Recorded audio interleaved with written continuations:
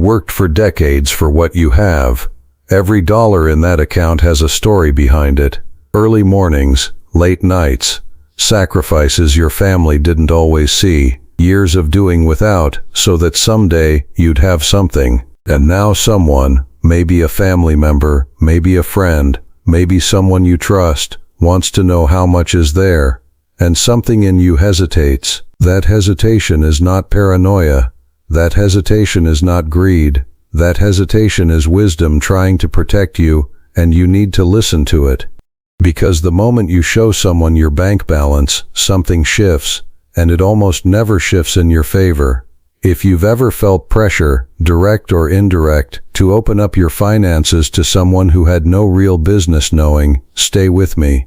By the end of this, you'll understand exactly why that number is yours to keep, and you'll never feel guilty about keeping it again. I want to start with something I've never heard anyone say plainly. Your bank balance is not a social object.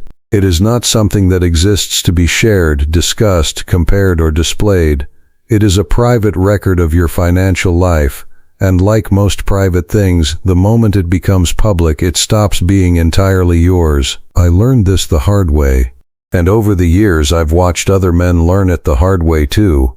Good men, careful men, men who worked their whole lives to build something, and then in one unguarded moment, showed someone a number they were never meant to see, and everything changed. Not always dramatically, not always immediately, but it changed.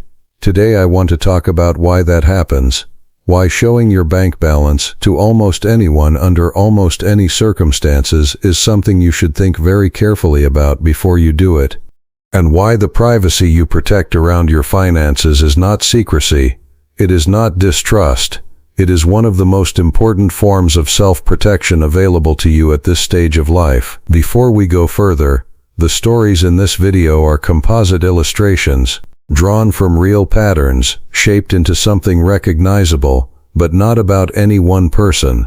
Nothing here is financial, legal, or tax advice. For decisions about your money, talk to a qualified professional you trust. These are reflections from a long life, offered so that maybe you don't have to learn some of these lessons the same way I did. Now, let's talk about what happens when the number gets out. The first thing that changes, how your family sees you. There is a particular kind of love that exists between parents and their adult children, a kind of love that at its best is unconditional and steady, the same whether you have a lot or a little, but money has a way of complicating that love, not because the people involved are bad, but because knowing a number changes things in ways that even good people can't fully control. When an adult child learns that their parent has significantly more than they expected, something shifts. It might be subtle, a new question here, a suggestion there, a comment about how you're spending your retirement that carries a weight it didn't used to carry, or sometimes it goes the other way. They learn the number and they worry about it running out, about what happens to them when you're gone, about whether there's enough. And that worry turns into involvement.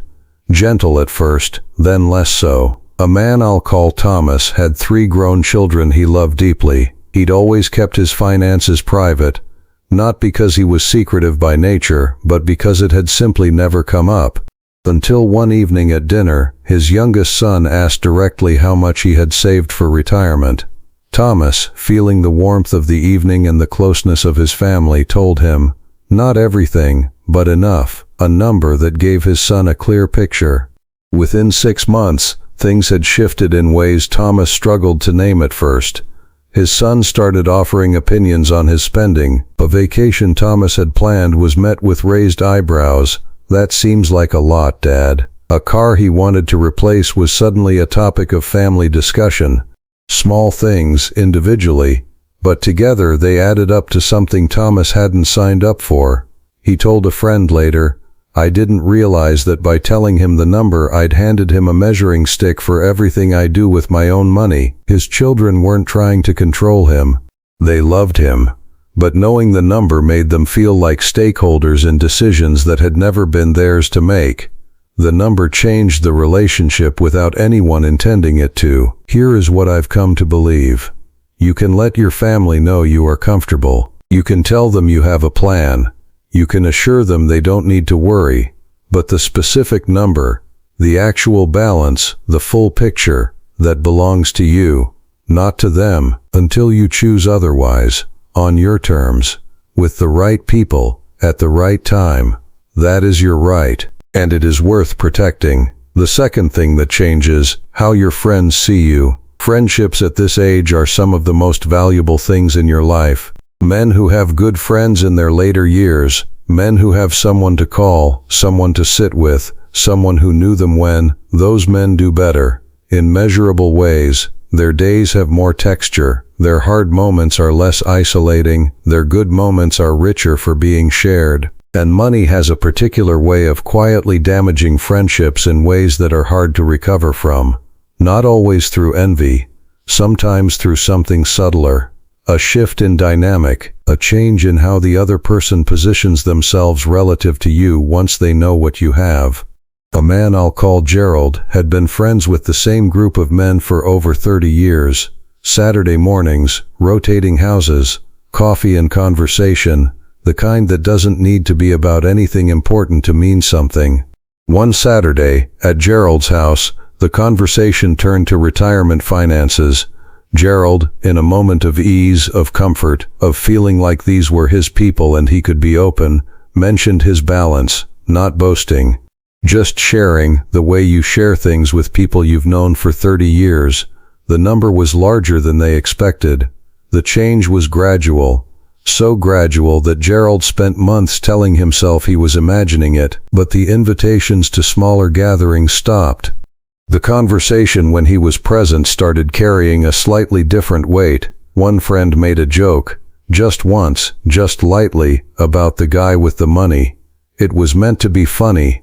It landed like a stone. Gerald told me, I didn't feel richer after that conversation. I felt lonelier. Like I'd accidentally built a wall between myself and the people I trusted most, just by telling them a number. Real friendship is built on what people know about who you are, not what they know about what you have. The moment a number enters a friendship, it becomes a factor. And factors change equations. Keep the number out of it. Let your friends know you for what you've always been, not for what's in your account. The third thing that changes, who comes around and why. There is a category of person who is not in your life because of who you are. They are in your life because of what you have. And the hard truth is, most of the time you can't tell the difference until the number is out. Because these people are patient, they are warm, they are interested. They ask about your life, your health, your stories. They make you feel valued and seen. And they are, often, genuinely pleasant to be around. Until they know the number. And then, at some point after the number is known, through something you said, or something someone else said, or a moment of visibility that you didn't think about, the ask comes, an investment opportunity, a loan, a business idea, a favor, and the relationship, which felt real, turns out to have been constructed around access. A man I'll call Bernard found this out in a way he described as the most educational and the most painful thing that happened to me in my 70s. A distant cousin he hadn't seen in years re-entered his life, warm, interested, full of stories about the family, the old neighborhood, shared history. Bernard was glad to have him back. Lonely in the particular way that older men are sometimes lonely, not for company exactly, but for connection to who they used to be. The cousin stayed in touch for months, regular calls, a visit or two, and then the opportunity came up, carefully presented, enthusiastically described. And the ask, framed not as borrowing but as investing, as an opportunity Bernard was lucky to be offered. Bernard didn't invest. Something in him held back, but afterward the cousin's calls became less frequent, then stopped. That was when I understood, Bernard told me. He didn't come back for me. He came back because he'd heard I'd done well. The moment he knew the money wasn't available, I disappeared to him. The lesson is not that everyone who is warm to you has an agenda. The lesson is that keeping your financial picture private is one of the best ways to ensure that the people around you are there for the right reasons. When the number isn't known, what's left is you, your character, your humor, your history, your presence. That is what real relationships are built on. Protect it. The fourth thing that changes your safety. This one is the most serious, and I want to handle it with care. We live in an age where information travels in ways our generation was never designed to anticipate. A comment in a community Facebook group, a mention to a neighbor who knows someone, a document left out on a table, a conversation in a restaurant where someone at a nearby table is paying closer attention than you realized. Older adults with known or visible financial resources are, broadly speaking, more frequently targeted by scammers, by people running financial fraud, by individuals who make it their business to find people with money and find ways to access it. This is not paranoia. This is a pattern that consumer protection agencies, elder care advocates, and law enforcement have documented consistently. The targeting often begins with information. Someone learns that you have significant savings through something you said, something someone else said, something visible in your life. And that information travels to people you don't know, through channels you can't track. And then comes a call, or a visit, or an offer. Friendly, legitimate sounding, designed specifically for someone in your position. A man I'll call Howard never thought of himself as someone who needed to be careful. He'd lived in the same town for 40 years. People knew him. He trusted his community. He mentioned at a local gathering that he'd recently moved a significant amount into a new account, the details of a financial transition that seemed unremarkable to share with neighbors he'd known for years. Within weeks he began receiving calls, official sounding, one from someone claiming to be from his bank, flagging suspicious activity, one from someone offering an investment opportunity calibrated precisely to what he'd mentioned having. Howard didn't lose money. He was careful, and he was lucky. But the experience shook him in a way he described as the feeling of having left a door unlocked that I didn't even know was a door. Your financial information, even casually shared, even in trusted company, can travel to places you never intended it to go. The protection is simple. Keep the number close, not just from strangers, from everyone, until there is a specific, clear, chosen reason to share it. What you don't share, no one can use against you. The fifth thing that changes, the way people value your decisions. This one is subtle, and it may be the one that costs men the most without them ever naming it. When people know what you have, your decisions stop being entirely your own. Not legally, not officially, but in the quiet daily way that matters most. The vacation you want to take gets evaluated against the number. The car you want to buy gets measured against the number.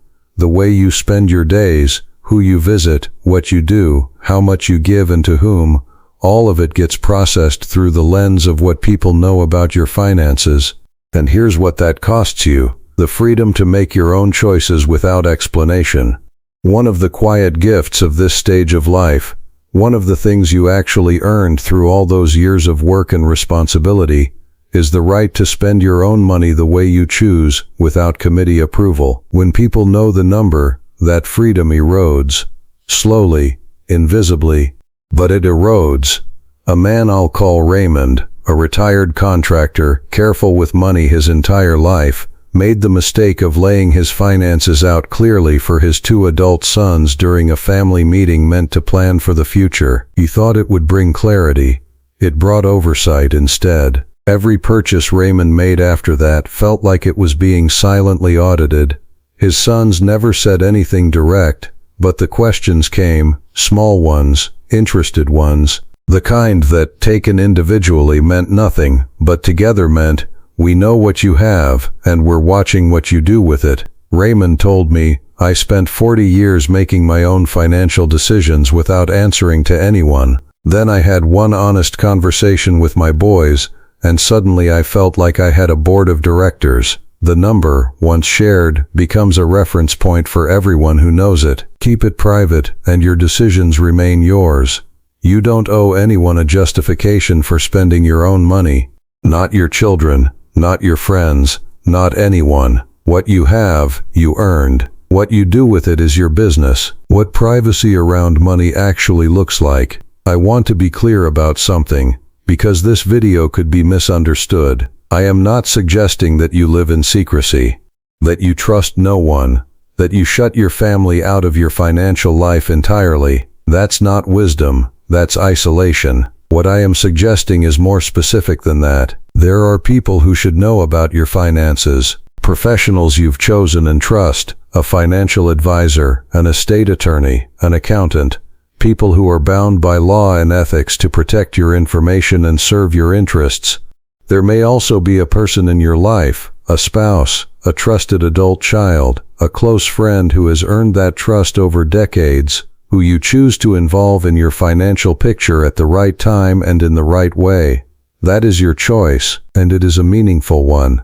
The difference is this: you are making it deliberately, not under pressure, not in an unguarded moment, not because someone asked and you felt you couldn't say no, on your terms, in your time, with someone who has earned the right to know.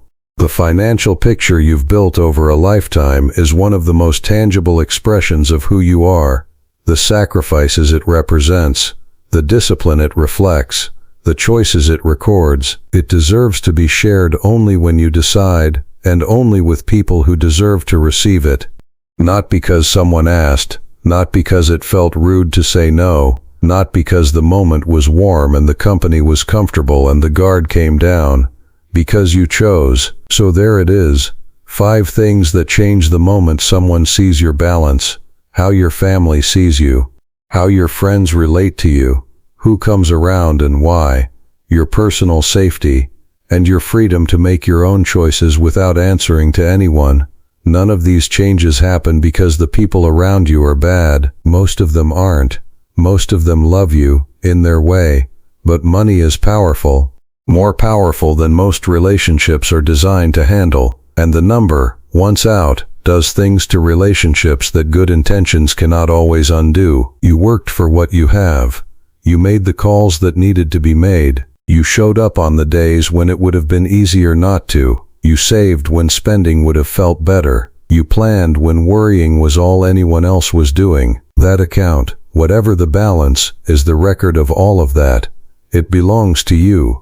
And the quiet, firm, unapologetic decision to keep it private is not greed, it is not distrust, it is not the act of a man who has closed himself off from the people he loves. It is the act of a man who has finally decided that what he built is his to steward, not to display, not to explain, not to offer up for anyone else's inspection, judgment, or plans, his, and there is something deeply, quietly satisfying about that. If something in this video landed for you today, if a situation came to mind, or a conversation you wish had gone differently, I'd be glad to hear from you in the comments. You don't have to share more than you're comfortable with. But sometimes putting words to something is the first step toward protecting yourself from it. Take care of yourself. I'll see you in the next one.